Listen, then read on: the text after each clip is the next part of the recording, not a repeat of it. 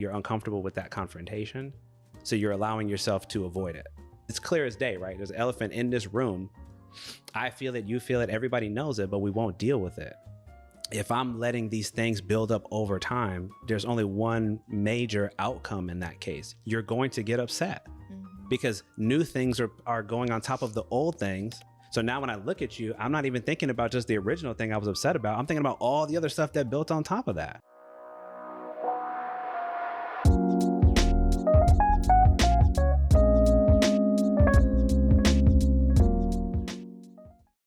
The reason why I asked you about the space is because the feeling I get from you explaining that right now is that you're uncomfortable with that confrontation.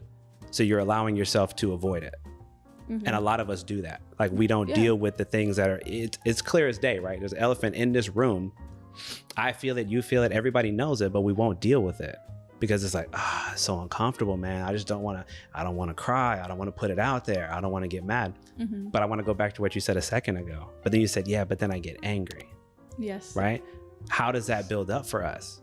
Because if I'm letting these things build up over time, there's only one major outcome in that case. You're going to get upset because new things are going on top of the old things. So now when I look at you, I'm not even thinking about just the original thing I was upset about. I'm thinking about all the other stuff that built on top of that.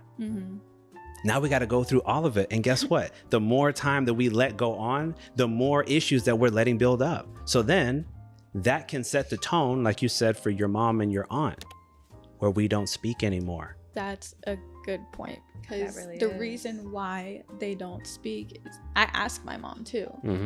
Oh, so much time has already gone on. What's the point? You know?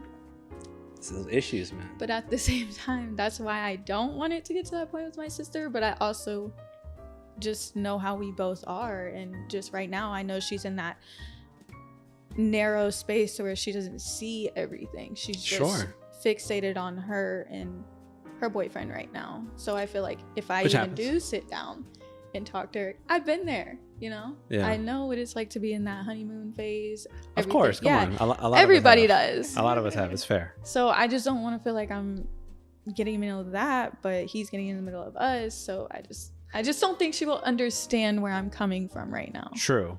Let me throw another thing out there. See, I love doing gentle yet firm confrontation.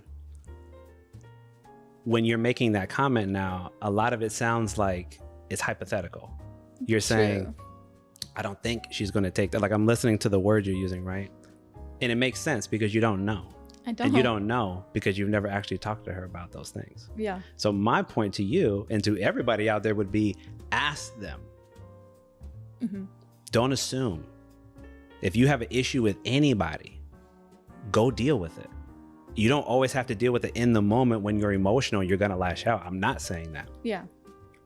Maintain your composure, but don't delay it indefinitely, because I can guarantee you it's not going to get better. It hasn't.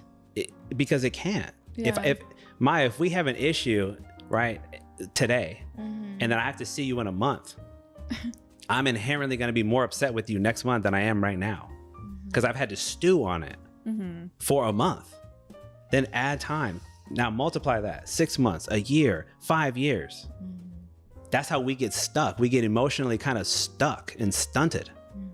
Because I see you. I just look at your face and I'm like, oh man, she probably don't even remember that she did that to me. And we never dealt with it. And she's going to come in here smiling at me, acting like there ain't no problem. And then I come in, right? And I start talking slick. Okay. You're like, yo, what's the problem? Why are you behaving like that? You know what you did. No, actually, I don't. You know what you did. Do you want to talk about it? No, I don't. But I need you to apologize. For what? See, here we go. And then it just degrades, right? Now we're just avoiding each other. All of that is to maintain some degree of comfort of not dealing with it. But this is the bigger picture thing.